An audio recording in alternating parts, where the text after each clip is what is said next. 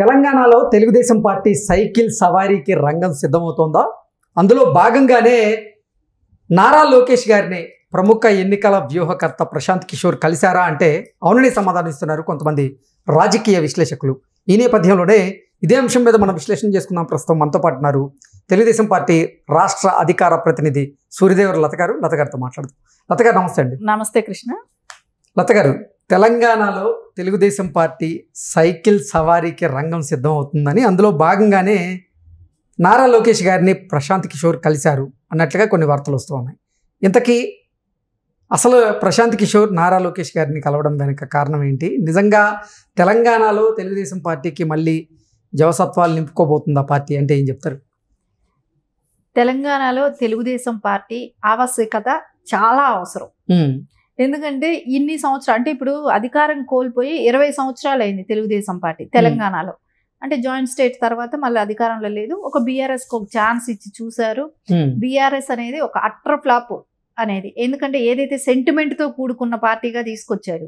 తీసుకొచ్చిన తర్వాత నిజస్వరూపం తెలియటానికి 10 ఏళ్లు పట్టింది ప్రజలకు అందరికీ. కానీ ఎవరికైనా సరే తెలంగాణ తెలంగాణ అంటున్నారు, తెలంగాణకి ఏదో గొప్పగా చేసేస్తారు అని అనుకున్నప్పుడు అక్కడ ఏమీ జరగలేదు.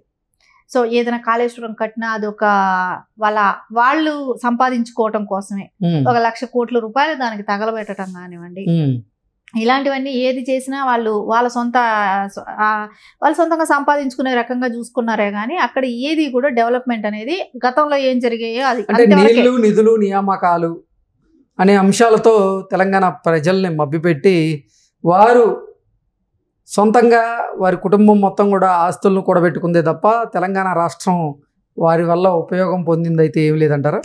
నియామకాలు అన్నారు, ఎక్కడ చేశారు? ఉద్యోగ అవకాశాలు ఎక్కడైనా కల్పించారా?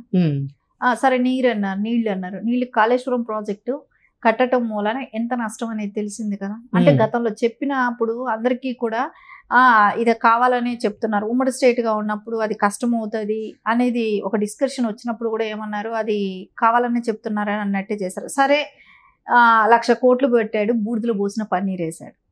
సరే అదే వాళ్ళు ఏంటంటే అందరికీ బోర్లు వేసుకునే వసతో ఇంకోటో కల్పించుంటే పరిస్థితి వేరుగా ఉండేది.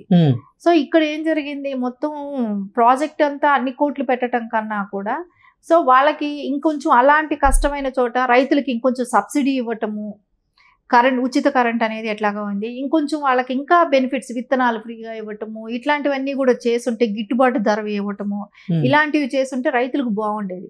కానీ అవి ఏమీ లేకుండా ఈయన కూడా పెట్టుకోవటం కోసం కేసీఆర్ గారి కానీ ఆలోచన అది విధంగా కాళేశ్వరం కట్టడం జరిగింది. సరే ఏదైనా తెలంగాణకి ఏదైనా చేసిన పార్టీ ఏదైనా ఉందంటే ఖచ్చితంగా ఈ రోజుటికి వెళ్ళినా విలేజ్ స్థాయిలో ఉన్న వాళ్ళైనా 43 ఏళ్ల క్రితం తెలుగుదేశం పార్టీ వచ్చినప్పుడు ఏదైతే చెప్పిందో, ఏదైతే చేసిందో అది ప్రతి వాళ్ళ గుండెల్లో ఉంది. పటేల్ పట్వారీ వ్యవస్థ కానివ్వండి, ఏదైతే తెలుగుదేశం పార్టీ అనుకొని పెట్టిందో తిండి, గూడు, గుడ్డ అని ఏదైతే పెట్టిందో అది ఖచ్చితంగా అవి నెరవేర్చింది తెలుగుదేశం పార్టీ. అది ప్రజల గుండెల్లో నాటుకుపోయింది. ఈరోజు ఏదైతే జగన్మోహన్ రెడ్డితో కలిసి కేసీఆర్ చేసిన కుట్ర ఏదైతే ఉందో దానికి ఖచ్చితంగా సమాధానం చెప్పింది. ఈ రోజున ఆ పార్టీ ఓటమికి కారణమైంది తెలుగుదేశం పార్టీ చేసిన కృషి కూడా ఎంతో ఉంది, నాయకులు కార్యకర్తలు చేసిన కృషి తెలంగాణలో. ఎందుకంటే తెలుగుదేశం వాళ్ళని అందరినీ కూడా ఒక్కొక్కరు తెలుగుదేశం పార్టీని నిర్వీర్యం చేసేయాలనే బీఆర్ఎస్ కుట్రని ఇప్పుడున్న క్యాడర్ అంతా కూడా గట్టిగా ఎదుర్కొంటూనే వచ్చింది. వెళ్ళిపోయిన వాళ్ళు వెళ్ళిపోయారు, ఏదో వాళ్ళకి పబ్బం గడుపుకోవటానికి వాళ్ళ సొంత లాభాలు కావచ్చు, లేకుంటే వాళ్ళకున్న బిజినెస్లకి అడ్డం కల్పిస్తారనో ప్రెషర్స్ ఉండబట్టు వెళ్ళారో. సో ఎవరు అవసరాలు ఏదో వాళ్ళు వెళ్ళిపోయారు. కానీ ఇప్పుడున్న క్యాడర్ ఏదైతే ఉందో వాళ్ళందరూ కూడా బాబు గారి మీద ఒక నమ్మకం, తెలుగుదేశం మీద ఉన్న ఒక భరోసా, ఎన్టీఆర్ గారు పెట్టిన పార్టీ ఎప్పుడూ కూడా నిర్వీర్యం కాదు అనే ఒక నమ్మకంతో ఇప్పటి వరకు కూడా ఉన్నారు. సో వాళ్ళకందరికీ కూడా మళ్ళా పుంజుకుంటారు తెలుగుదేశం. వాళ్ళు అనుకున్నారు బీఆర్ఎస్ ను గద్దె దింపాలనుకున్నారు, మేము పోటీ చేయకపోవచ్చు, మేము పోటీ చేయలేదు కూడా కదా. అయినా కూడా అసలు తెలంగాణలో తెలుగుదేశం పార్టీ ఇప్పుడు సైకిల్ సవారీకి ఎలా రంగం సిద్ధం చేస్తోంది? ఎందుకోసం ఇప్పుడు నారా లోకేష్ గారు ప్రశాంత్ కిషోర్తో భేటీ అవ్వడం జరిగింది? అంటే గతంలో తీసుకుంటే కొన్ని అనివార్య కారణాల వల్ల పోటీ చేయకపోవటం జరిగింది. కానీ ఖచ్చితంగా ఇంకా పోటీ చేయటం ఉంటుంది. ప్రశాంత్ కిషోర్ గారు అంటే ఎప్పుడు కూడా ఇప్పటికే 2 టర్మ్స్ సర్వే చేయటం కూడా ఒకసారి బాబు గారితో కూడా చెప్పడం జరిగింది. ఎందుకంటే తెలంగాణలో నాయకులు కొరత ఉందేమో కానీ ప్రజల్లో అయితే అభిమానం ఇంకా ఉంది. తెలుగుదేశం ఉన్నప్పుడు చేసిన తెలంగాణలో క్షేత్రస్థాయిలో తెలుగుదేశం పార్టీ బలంగా ఉందంటున్నారు. అదే కదా అనుకుంటున్నారు. అదే ప్రశాంత్ కిషోర్ గారు కూడా ఆయన చేసిన సర్వే కానివ్వండి, ఆయనకి తెలిసిన రిపోర్ట్సే కానివ్వండి, ఈ రోజుటికైనా కూడా అంటే ఇప్పుడు ఎవ్వరూ లేకుండా ఉన్నారు, అయినా కూడా 15% ఓట్ బ్యాంక్ ఉంది. ఒక అధ్యక్షుడు లేడు, సరైన కమిటీ లేదు, అయినా 15% ఓట్ బ్యాంక్ ఉంది. అంటే అది ఎప్పటికైనా అది ఇప్పటికైనా తెలుగుదేశంకి లేదంటే తెలుగుదేశం వాళ్ళు ఎవరికైతే చెప్తే వాళ్ళకి పడే ఓట్ బ్యాంక్ ఉంది. అంటే పార్టీ ఒక అధ్యక్షుడిని పెట్టిన తర్వాత బాబు గారి ప్రచారం తర్వాత ఇంకా మార్పు అనేది చాలా వరకు వస్తుంది అన్నప్పుడు ఖచ్చితంగా తెలుగుదేశంకి అయితే తెలంగాణలో మంచి స్కోప్ ఉంది అనేది అయితే ప్రశాంత్ కిషోర్ గారు గుర్తించడం కానివ్వండి, అదే విషయం లోకేష్ గారితో డిస్కషన్ రావటం కానివ్వండి. ప్రశాంత్ కిషోర్ గారు నారా లోకేష్తో భేటీ అయ్యారు కదా, అసలు ఏం జరిగింది వాళ్ళిద్దరి మధ్య, ఏ అంశాల మధ్య చర్చ జరిగింది? ఈ తెలంగాణ రాజకీయాలకు సంబంధించిన అంశాల మీద చర్చ జరిగిందా, లేదంటే అసలు ఓవరాల్గా భారతదేశంలో ఉన్నటువంటి రాజకీయ పరిస్థితుల మీద కూడా చర్చ జరిగి ఉండొచ్చా?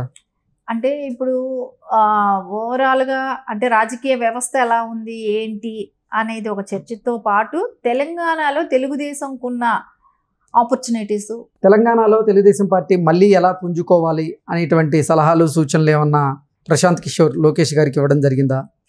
అంటే వాళ్ళు చేసిన సర్వేల ప్రకారం తీసుకుంటే తెలంగాణలో తెలుగుదేశంకి 15% వరకు ఇప్పటికిప్పుడు కూడా వాళ్ళకి ఓట్ బ్యాంక్ ఉంది. సో అలాంటిది ఆ పార్టీని మీరు ఇంకా డెవలప్ చేస్తే అంటే ప్రజల్లో బాగా ఉంది అనే విషయాన్ని ఆయన వరకు తీసుకెళ్ళటం జరిగింది. సో ఖచ్చితంగా వాళ్ళకి ఏంటంటే ఇప్పుడు తెలంగాణలో తెలుగుదేశం ఉంది అనేది అయితే ఓపెన్గా అందరికీ తెలిసిన విషయమే. ఎందుకంటే బాబు గారు అరెస్ట్ అయినప్పుడు ప్రజల్లో నుంచి వచ్చిన స్పందన అది అందరూ చూశారు. ఎవరికి అవునన్నా కాదనగా పోయినా 1,00,000 మందితో ప్రోగ్రామ్స్ జరగటమే కానివ్వండి అవన్నీ జరిగాయి కదా.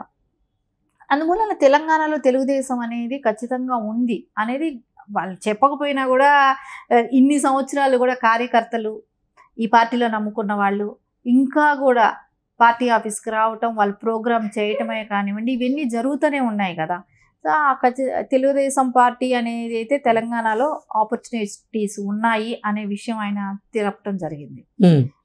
గతంలో కూడా చంద్రబాబు నాయుడు గారితో కూడా ఇదే చర్చ జరిగింది. ఇప్పుడు సభ్యత్వాలు తీసుకున్నా కూడా బాగా జరగటం. అంటే గతంలో మునిపెన్నడూ లేని విధంగా తెలంగాణలో ఈసారి తెలుగుదేశం పార్టీకి సభ్యత్వాలు అధిక సంఖ్యలో నమోదయ్యాయి. ఈ నేపథ్యంలోనే ఇక్కడ తెలంగాణలో ఉన్నటువంటి తెలుగుదేశం పార్టీ కార్యకర్తలు కూడా ఇప్పుడు తెలంగాణలో తెలుగుదేశం పార్టీ అధికారంలోకి రావాలని బలంగా కోరుకుంటున్నారని ఇప్పుడు తెలుగుదేశం పార్టీ నాయకులు భావిస్తున్నారా? అందుకే ఇక్కడ మళ్ళీ పునర్జీవం పోయాలి, తెలుగుదేశం పార్టీలో జవసత్వాలు నింపాలి అనేటువంటి ప్రయత్నం ఏమైనా జరుగుతుందా? అంటే ఇప్పుడు ఇక్కడ ఒక అధ్యక్షుడు ఉండి ఎమ్మెల్యేలు ఉండి సభ్యత్వాలు చేయటం అనేది వేరు. కానీ ఇక్కడ ఒక అధ్యక్షుడు లేడు, ఎమ్మెల్యే క్యాండిడేట్లు లేరు, ఎవరు కూడా పట్టించుకోని పరిస్థితి ఉన్నా కూడా అంటే అధ్యక్షుడు ఉంటే రోజు ప్రాసెస్ అనేది నడిచేది. అట్లాంటిది లేకపోయినా కూడా ఎవరికి వాళ్ళు చేయటం అనేది గొప్ప ఇక్కడ. సో అంటే ప్రజల్లో నాటుకుపోయిన పార్టీ తెలుగుదేశం పార్టీ. ఇక్కడ ఒక నాయకుడు ఉండి నడిపించకపోయినా మేము తెలుగుదేశంలోనే ఉన్నాం, ఆ పార్టీకి మేము ఏం చేయాలో చేస్తామని నా కార్యకర్తలు ఉన్నారు ఈ పార్టీకి. సో అది అందరికీ అదృష్టం లేదు, అన్ని పార్టీలకి కూడా అదృష్టం లేదు. అది తెలుగుదేశంకి నారా చంద్రబాబు నాయుడు గారి మీద ఉన్న అభిమానమే కానివ్వండి, ఆయన ముందుకు తీసుకెళ్తారనే ఒక నమ్మకమే కానివ్వండి, దానికోసం ఇంకా కూడా కార్యకర్తలు వెయిట్ చేయటం, బాబు గారు ఈ పార్టీని మళ్ళా మనకు అవకాశాలు వస్తాయి అనే ఒక నమ్మకంతోనే తెలుగుదేశం పార్టీ ఉంది. సో ఆ అవకాశాలని ఈ రోజున అది ప్రశాంత్ కిషోర్ గారు దాని గురించి డిస్కషన్ రావటమే కానివ్వండి, అవన్నీ కూడా తెలంగాణ క్యాడర్కి ఒక రకమైన ఉత్సాహం కానివ్వండి, మళ్ళీ మా పార్టీ ముందుకు వస్తుంది. ఏ పార్టీ ఉన్నా లేకపోయినా కూడా అంటే గతంలో పార్టీలో మేము పార్టిసిపేట్ చేసి ఉండకపోవచ్చు, కానీ మేము ఎవరినైతే దించేయాలనుకున్న వాళ్ళమైతే మా చేతి మూలానే మేము చేసిన ఇదే దాని మూలనే దింపగలిగామనే ఒక సెల్ఫ్ సాటిస్ఫాక్షన్ అయితే తెలుగుదేశం కార్యకర్తల్లో అందరిలో కూడా ఉంది.